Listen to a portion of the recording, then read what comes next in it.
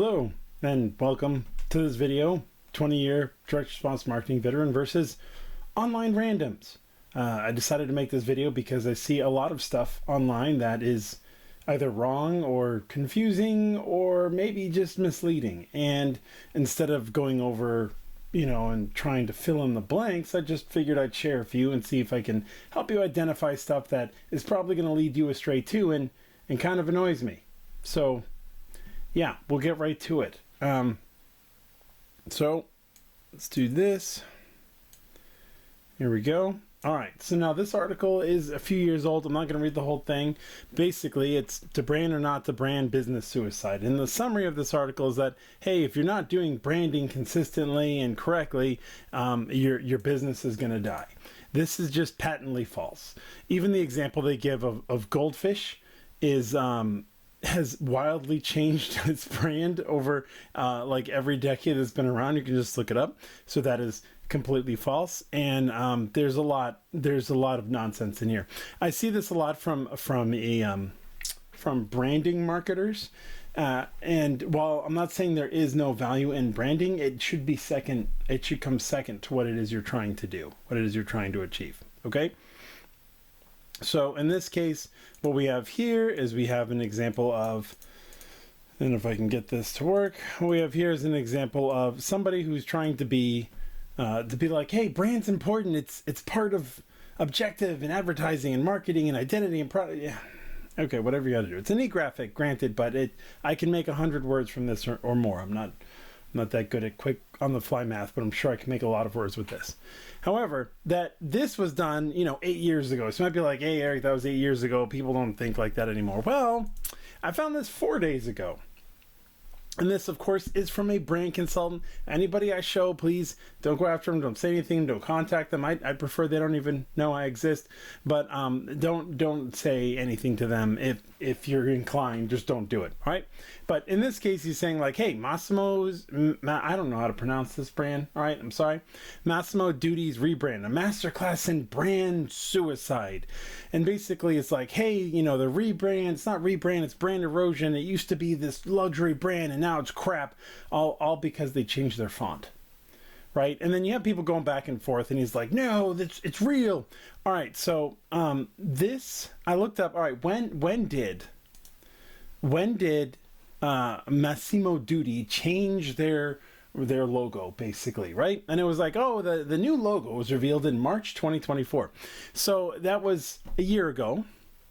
And if it is truly brand suicide, meaning it's going to destroy their revenue, people are going to abandon. Usually when people say brand suicide, when people hear the brand, they don't buy it anymore, right? Like they just stop spending money on it.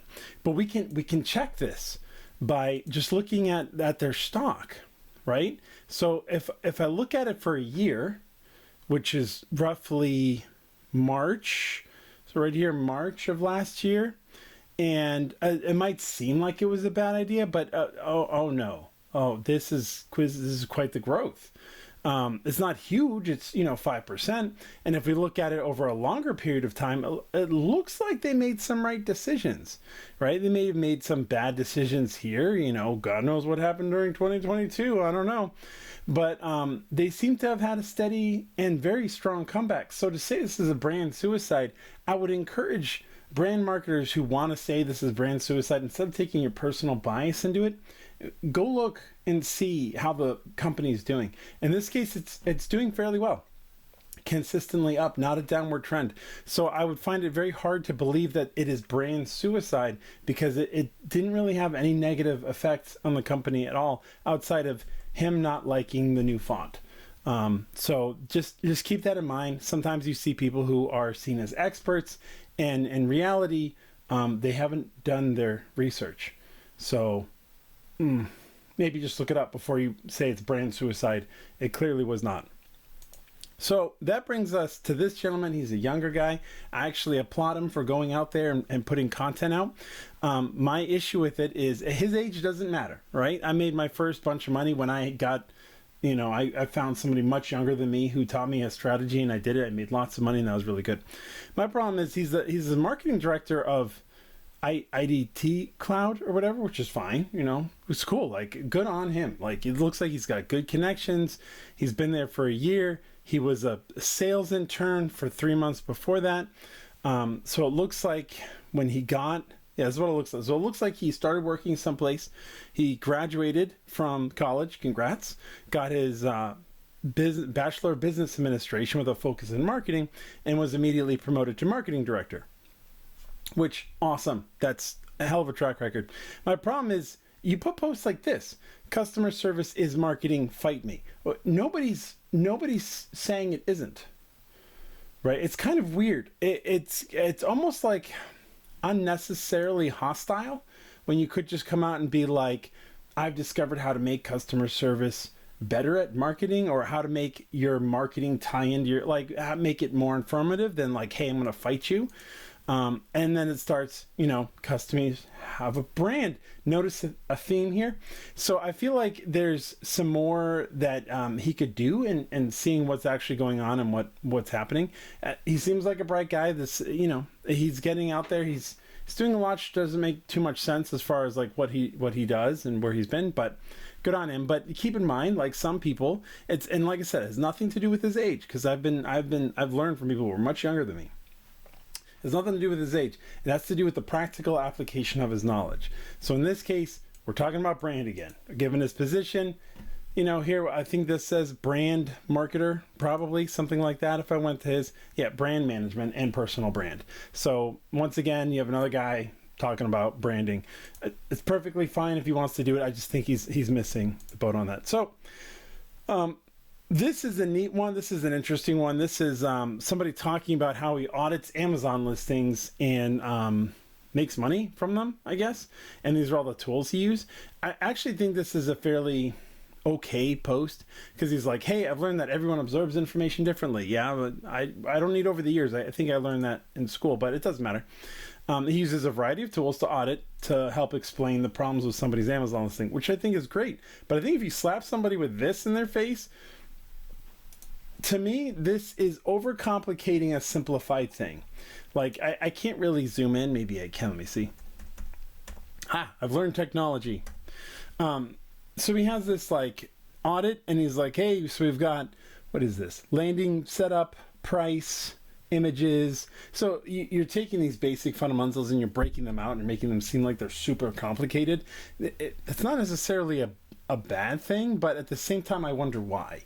A lot of people, they want the interaction. It would be, with something like this, it's more impactful to show results. So if he was like, hey, these are some Amazon listings I audited. Here's how they were doing before. This is where they ranked. This is what they looked like. And after my audit, we got it to like this. I have a whole system that goes over how to do it, and it's kind of confusing to look at, but here's a prime example of what it looks like. Boom, boom, boom, boom, boom, boom. That's way more effective and actually conveys expertise more than a mind map that's filled with images. So usually when I see stuff, now those might be testimonial images in there, but it's too small and I can't blow the image up enough to see it. And I can't imagine it would look any better on the phone. So just, like I said, he probably knows what he's talking about, but this is an easy place that he could easily show off more of what he's doing. So that's exciting. Then we have this, which is, this I found interesting. So whatever the guy is, he has this thing, is it just me? But when LinkedIn expanded to 3,000 characters in the feed, I was excited as I like to write. But nowadays, when I click the more button and it's a 2,800 character post, oh dear God, I just scroll past it. Then why did you click more? Right? I'm no longer interested in reading a post that long in the feed. What do you think? Now, granted, his post closed early, but I think he got a response he wasn't expecting. Sorry, expecting.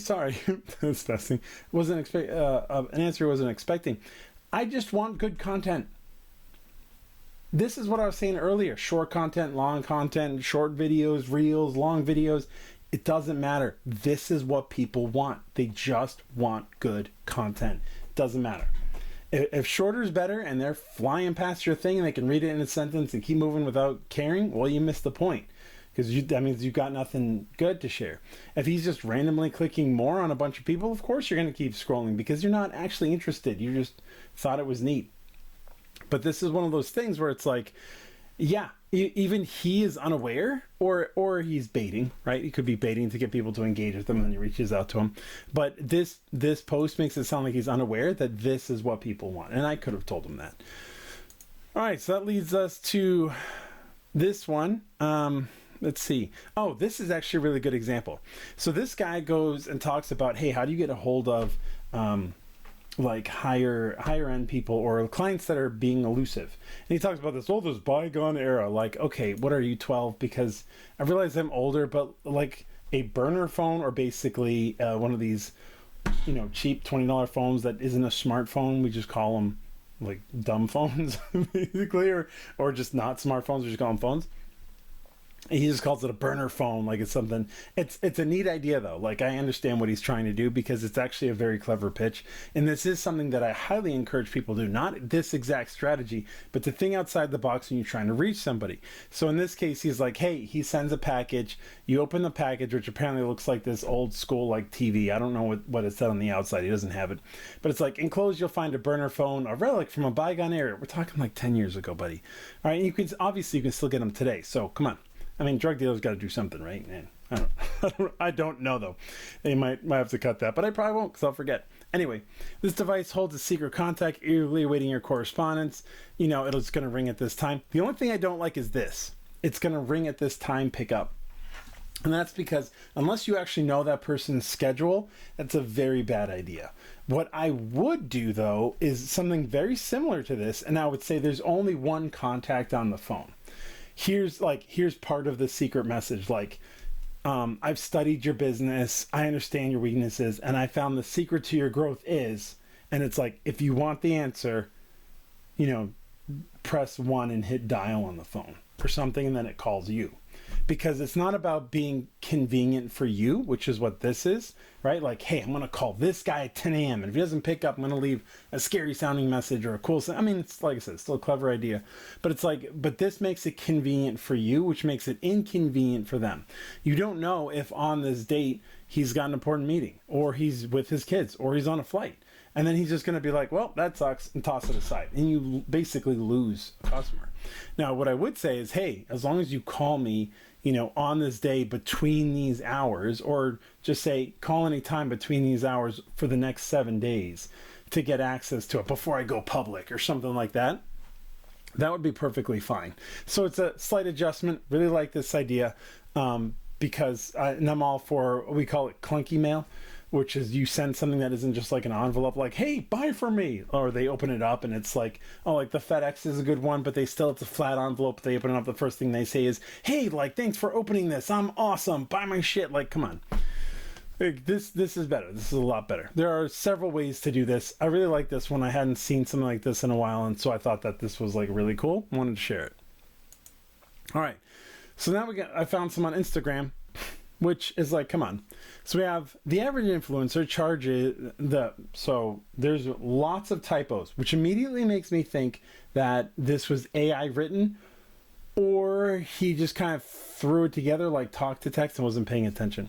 So it's the average A influencer, the average A, and maybe that's supposed to say like high class, or like a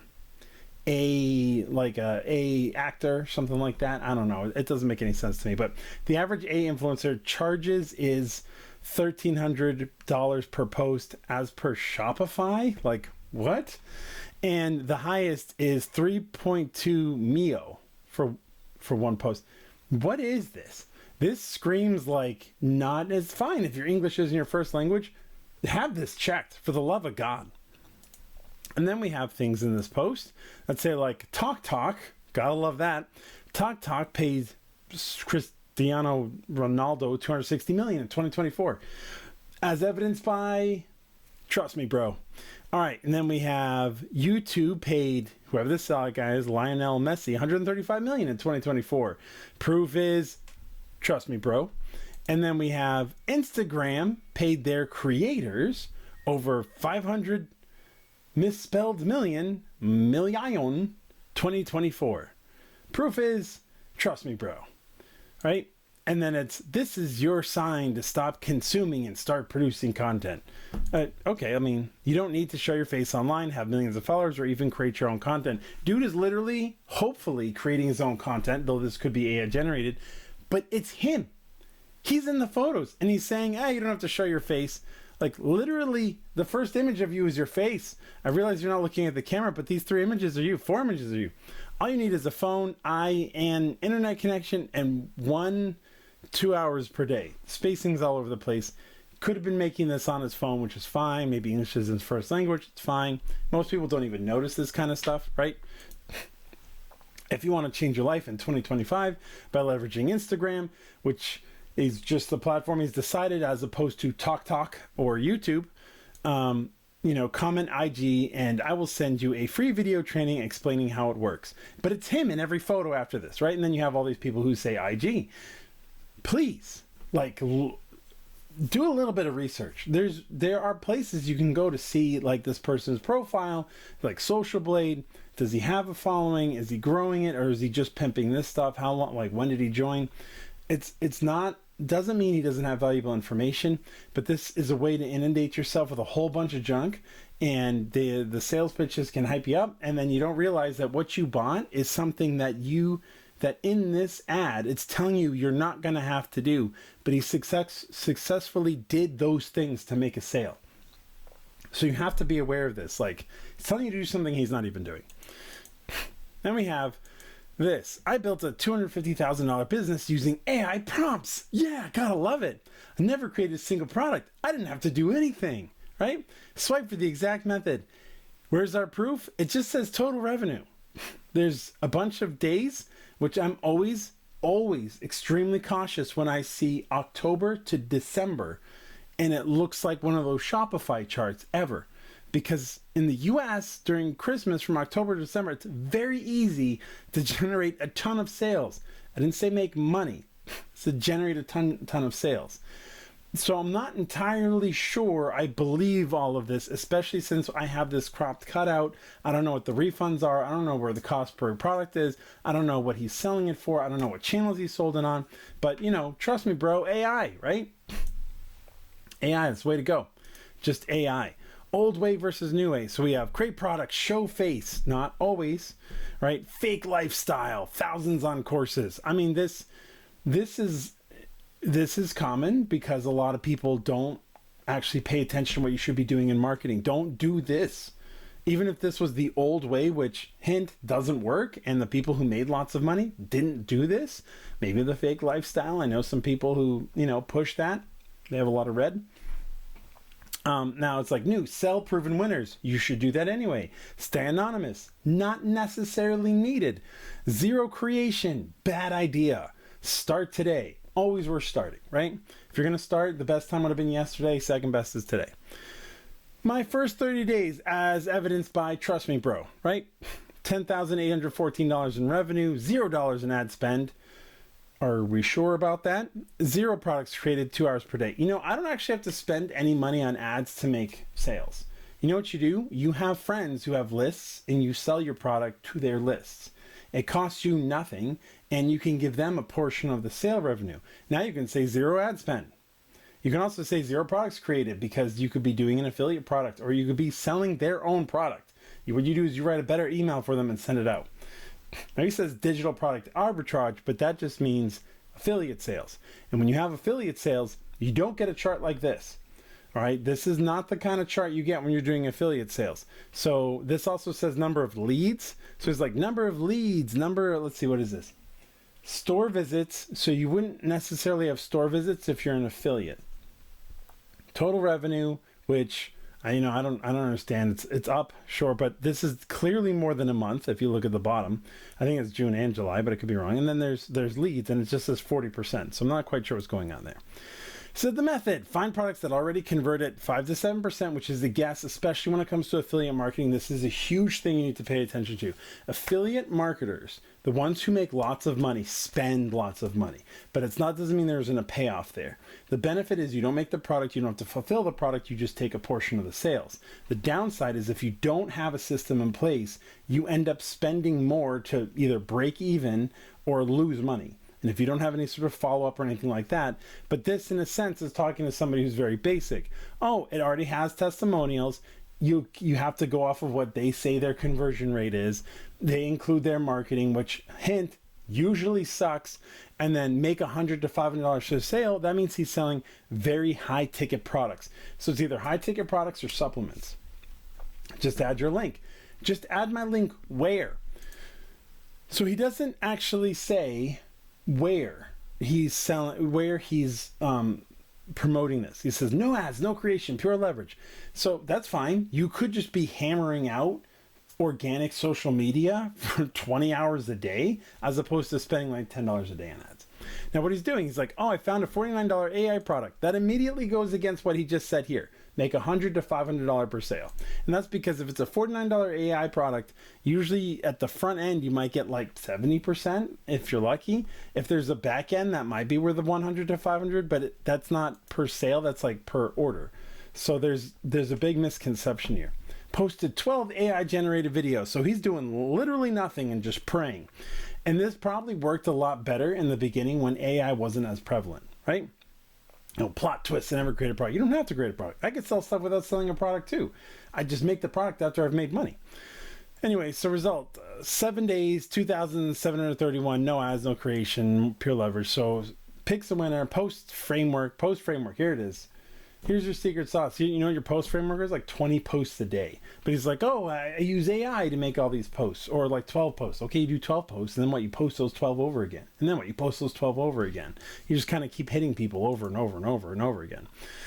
This isn't a bad idea. Content versus money. Problem solution. Yep. So you're dealing with this. Here's the solution. Before and after works really well. Just can't run ads to it. Proof screenshots, which he's missing from his own. Results first, meaning before somebody has to buy something, they can do something and actually get results from it. None of which is explained in this. The whole make example that did 5K in 24 hours. Most people with no ad budget aren't going to get in front of 140,000 to 1.4 million people. It's just not going to happen.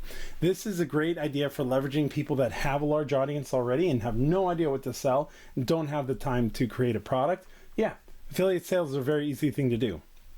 And he's talking about, Instagram reach is exploding. Well, that's because Mark Zuckerberg pulled back and he was like, hey, I'm not going to be as much of a D on this stuff. And so a whole bunch of people came back to the platform, so you have more people on it. New niches daily, that doesn't make too much sense. No saturation, completely saturated, but that's not a problem, right? And then he's talking about these tools, none of which, again, are the tool that he said that he made a bunch of money in.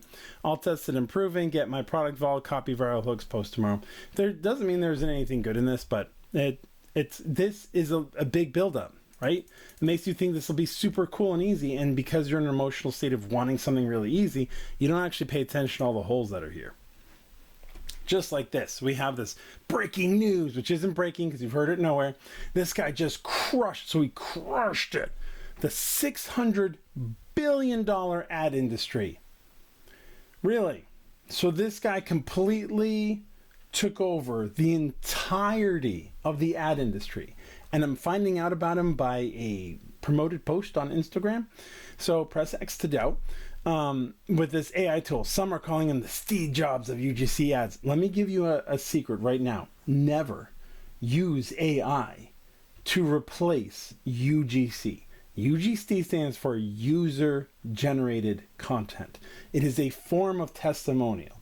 They haven't started it yet, but it would not surprise me if the FTC comes out and says, hey, if you have an AI ad of your product showing a person using your product, you must disclose in giant letters, not a real person, didn't really use the product, words are made up. Okay? It's like you ever, depending on how old you are, used to be these old ads of people that looked like doctors talking, and there'd be big letters that said, not a real doctor. This is a paid actor. Right? That's going to happen. So although it might be cool, be like, hey, I don't actually have to go get testimonials, give people my product, have them try and give me feedback. I can just have AI do it. Awesome. You are just asking for problems. You are asking for problems because the reality of it is people want to deal with real people. people. And if they find out that you're using AI and that AI convinced them to buy your product, not only are they going to be pissed, they're going to feel duped, and they're never going to buy from you again, and they might badmouth you. I mean, it's like, what if you went somewhere and somebody was like, hey, you should get this, it's really cool, it's awesome, like, I love the way it is, and you like the way the person looks, which is the whole point of using an AI person, is that they get your attention because they're attractive in some way, shape, or form. I've not seen an AI blob sell anything, all right? I'm just saying. So you're paying attention and you're like, yeah, that seemed like they're cool. I want to be cool. I get the product. Then you find out later that person doesn't even exist. It's completely made up. The whole thing was made up. Everything they said, the tone, the feelings you had, completely fictional. You're going to be pissed, right? And if you don't think that's going to happen in your business, it's going to. I'm not saying don't buy this product. There might be good stuff in here. I'm just saying be aware. All right. So that leads me to this, which is a group that I'm part of. I'll just kind of cover some of this stuff up. But basically, this person, they purchased this and they're like, I think I got scammed. Yeah, of course you got scammed. Look at what it says. Gain an unbeatable AI. The AI thing, you have to calm down. If you hear AI, you can't get all like warm and fuzzy and riled up and like foaming at the mouth because you're like, yeah, this is it. You have to do work. AI is supplement. AI will complement your business. It can help you improve your proficiencies. It cannot replace stuff. So when I see something that says 99 powerful bots to automate 90% of your tasks and slash $10,000 in costs, where's the $10,000 in cost? 99 bots? It's like hiring 99 people all at once, and now you have to go through every single one and explain to them what you did. And it's like, oh, for just $1. The scam is that 3 days later he got charged $100, and he doesn't know if it's recurring or not. You don't know what platforms these are using. Whenever I see this, I skip, and I highly recommend you do too. You don't know what algorithm they're connected to. Are they connected to Claude, ChatGPT, something else? Is that platform going to change? How much of it can I use? Let me see use cases. But people get so rabid whenever they see it. They just buy it without thinking. All right. So I've gone on for a bit here. I probably saved one of the best for last. Once again, this is someone I found on YouTube. I'm not saying she does not know what she's talking about, so please keep that in mind. So this is somebody I found where it says 10 meta ad creative formats that convert like crazy in 2025. I'm not going to doubt too much of what she says because there's this part right up here. Let me see if she says it right here. Let me see. There we go. Here we go.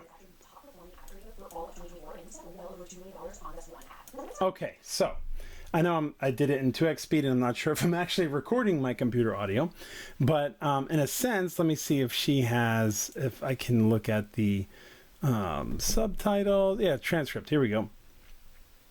Okay, so I'm looking at, this is about a minute. So if I go down to about a minute, so she says, actually the top performing ad creative for all of 24, and we spent well over $2 million on this ad, okay? $2 million. And what I want you to realize is that large budget ad accounts on Facebook behave differently than small budget ad accounts on Facebook. Now, this is just on this one ad. So I'm willing to bet they spent anywhere from $5 to $10 million in total on all of their ads altogether. Now, if this ad ran every day for the entire year, that means this singular ad, they spent $5,480 roughly every single day on just this ad. It's actually much higher if you consider that it took them a while to find this ad, and then so maybe they spent $8,000 a day on this ad, or maybe they started at like $1,000 a day and then ramped up. And whenever you see, and like I said, I'm not saying any of these ads or anything that she talks about in this is bad. I'm saying you have to understand where they're coming from. The way an ad account works, especially when you have a much larger budget, and this is kind of the last thing I wanted to show you, so I'm just going to come up here. Whenever you have an ad account, if you have a much larger budget, in a larger budget, I would say anywhere between like $500 a day and up, right? So if I could do math, which I can't, so give me a second. $500 a day times 365, so that's about $180,000 a year just to spend on advertising. Okay, so when you're probably like at the 100,000 or 150,000 and up range of how much you can spend on ads, you end up being in like the mid-tier like area of what you can do on Facebook ads. And then once you hit like the 500,000, you go up to the million per year. You're in a large account, right? And anything higher than that. And the reason why I separated, like, obviously there are accounts that spend way more than that. And I'm not necessarily talking specifically about that. Okay. What I'm talking about is when you hit those thresholds, the things that you do in Facebook ads, the ads manager, are radically different. For example, with a smaller budget ad account, you have to be a little bit more precise about who you're targeting, what the ad says, and what you're pushing. When you have a larger ad budget, where you spend $2 million on one ad, which means your ad budget's pretty big, you can afford to screw up a lot. And that's because of the way the algorithm and the pixel and the AI work. So the more of something you get into the account, say you're going for sale, we'll just say leads. We'll say leads. Say you're going for leads, where you're trying to get name, email, phone number. In this example, phone number is a lot more. But we'll just say that. Facebook will optimize, meaning it finds more people who like your ad and your other ads that are going for the same lead when you hit 50 conversions in a 7-day period. And the more weeks that you have a minimum of 50 conversions, the smarter the AI in Facebook gets. So if you get those 50 conversions in your first few days because you're spending, I don't know, $1,000 to $3,000 a day, it's very easy to scale and find winning ads. So what you do whenever you have a larger budget like this, you chuck in a bunch of ads, not a lot, maybe 3 to 5 ads into a CBO. You give it $3,000, $4,000 a day, and you just tell it to go, and then you just wait. And what'll happen is Facebook, through their AI and their whatever data they collect, will figure out the best performing ad out of those and spend the most money on that ad, according to them. I've found that you can actually make it better, but in general, if you're not sitting there fussing with it, that's a way to do it. So they might have had like 10 ads, and in this case, that's why she said, $2 million. Maybe their budget was $2 million, but they dropped like 100 ads into this campaign and they just hit go. And at the end of the year, maybe it was like 3 or 4 million. At the end of the year, they're like, wow, Facebook spent $2 million on just this ad. It must be the best performing ad. No, but that doesn't mean that they didn't get the results that they wanted and weren't happy with it, right? Which is very important. If you have a smaller budget, if you're trying to do like $20, $30, $40, $50 a day, you cannot do these strategies. You can't watch these ads and be like, I should make my ads look like this, because you can't get the data that they can get. You have to be a lot better about what you're doing. And if you need help with that, you can just reach out to me. Okay? That's it for this video. I thank you for taking the time to watch this. And yeah, if you need anything, just reach out to me. Thanks.